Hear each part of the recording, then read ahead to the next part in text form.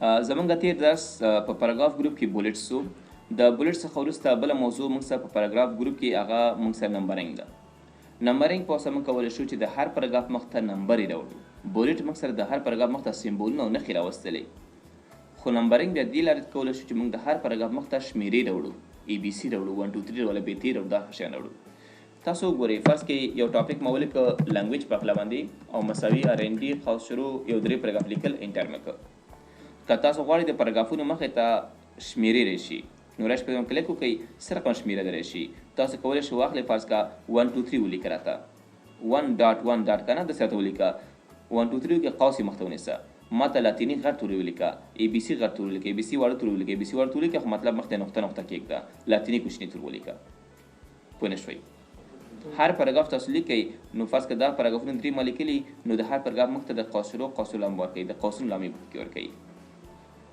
یا فرض کې دا لیکل تاسو بیا هم سلیکټ کړه، له سلیکټ څخه وروسته راځو بیا هم دې ته موږ څه په دې کې هم چینج لیول لیست ده.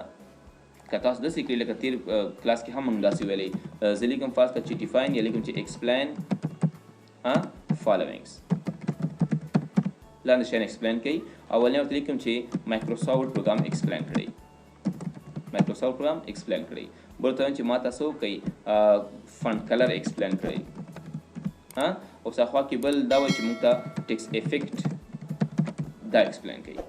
که زه راشم دا ټول سلیکټ کړم په دې رقم باندې او نمبرینګ ورته یو نمبر غوره کړم فرض کړه 1 2 3 ما غوره کړه، ټول ماته د سوالونو په شکل کې دا اول سوال، دا دویم سوال، دا دریم، دا څلورم سوال.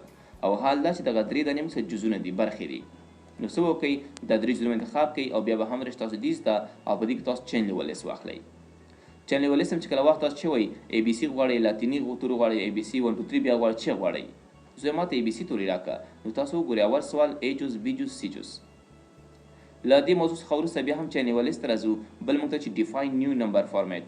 که تاسو دغه نمبر فارمیټ نه خوښوي لکه ABC مو ورکړې ده مخته نقطه نقطه ده کنه، تاسو غواړئ فرض کړئ چینجز راولئ ډیفاین دې باندې کلیک کړئ. په دې کې نمبر سټایل دې موږ سره تاسو 1 2 3 به ته غواړئ، البتی غواړئ، ابجد توري غواړئ، لاتیني توري چې غواړئ دلته یې غوره کړئ. یا ماته چې ولیکه فرست سیکنډ تھرډ راته ولیکه معنا اول دوهم دریم راته ولیکه. پوه شوئ؟ فرست سیکنډ تھرډ دا راته ولیکه. که دا شی هم تاسو نه غواړئ په دې باندې بیا کلیک وکړئ، د کلیک څخه وروسته څه ورته وایم چې دا هم راکړه فرض کړه ماته ولیکه چې فرست مکمل راته ولیکه 1 2 3 ته مه لیکه، لکه دلته ګوره فرست 1 لیکلی که نه بیا 2 لیکي داسې لیکلي. زه وایم چې ماته داسې ولیکه چې فرست سیکنډ تھرډ. په دې پوه شوئ؟ ډیفاین نیو نمبر فارمیټ ته بیا راشئ. بل دا چې موږ دې لپاره فن غوره کولی شو لکه فرست او سیکنډ چې لیکل شوي دي نمبرینګ ته دې ته فن غوره کولی شو. څه رقم ماته فن ولیکي فرض دا نو چې موږ فقط لیکل ته بولډ کا او لیکلو ته اته کا چې کله اوکې کی او اوکې کی دغه کوم لیکل چې تاسو دا فرست سیکنډ اغستې مطلب نمبرینګ هم اغستې دا به بولډ وي، لیکلو سره څنګه کوشته وي. دې لیکل ته فن نه ورکو بلکې دغه لیکل ته دا نمبرینګ ته فن ورکو. له دې موضوع څخه وروسته بیا هم راځو نمبر فارمیټ ته. بل موږ ته په دې کې وایي چې نمبر فارمیټ تر اوسه پورې موږ ته په دغه ځای کې چې لیکي موږ ته لیکي چې مطلب فرست او سیکنډ او تھرډ راته لیکي او مخته چې ایښي د نقطې ایښي دي، نقطې ایښې ده که نه. زه مخته نقطه موږ راته دغه لیکلو کې د نقطې په ځای باندې ماته 2 نقطې سر په سر کېږده. اوس په نقطه نقطه ده که نه ماته چې کېږده 2 نقطې سر په سر کېږده چې کله وکې کړو زموږ دغه پاراګرافونه مخته فرست سیکنډ نه کړي راته خو په وروسته چې لیکي دغه 2 نقطې دي خوا په خوا لیکي. مشکل شته؟ له دغې موضوع څخه وروسته بل موږ په دې کې الاینمنټ دی. الاینمنټ لکه مخکې چې ولوسته دا موږ دغه خپل د نمبرینګ چې کوم دا موږ لیکو دا په خپل موقعیت کې لیفت طرف ته ویسه، سنټر ته کریکټ طرف ته ویسه، مطلب موقعیت ټاکل کېږي ورته.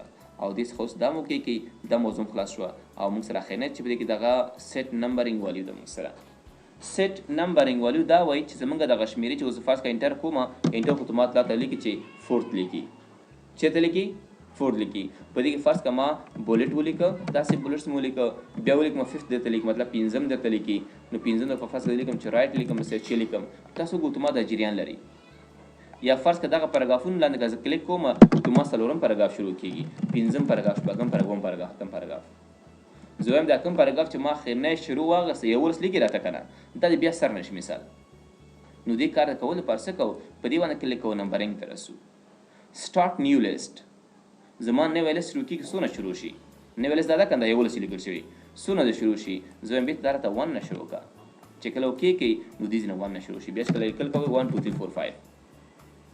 پنځه شو کنه شپږ شو اوس بیا راځم ته چې څه وکړه دغه شپږ چې شروع شوې ده ده راته واخله فرض کړه نمبر والي ته راځم زه ورته ورته د نیو لیست راته واخله فرض کړه شپږ ده ده راته د اتیا نه شروع کړه اوکې ورکوئ ستاسو دغه لیست اوس اتیا یو اتیا دوه اتیا درې ته ورته لیکي یا داسې کوو تاسو چې فرض کړه دا لیست موږ انتخاب کړې ده او تاسو پکې کنټینیوس انتخابوئ کنټینیوس مطلب دا وایي چې تاسو څه کوئ دا کوم لیکل کوئ دا مثل جریان لکه پخواني لیست غوندې اوس اتیا ده که نه دې ته کنټینیو وایي چې یو اتیا دوه اتیا درې اتیا څلور دې ته کنټینیو وایي دې ته څه وایي کنټینیو وایي دا موضوع هم موږ سره په کې ختمه شوه دا موږ سره نمبرینګ بولټس د هر پاراګراف مخ ته نښې یا سمبولونه راوړي او نمبرینګ د هر پاراګراف مخ ته شمیرې 1 2 3 ABC فرست سیکنډ تھرډ دغه شان چې کې موږ ته لیکي یا ځای پر ځای کې راته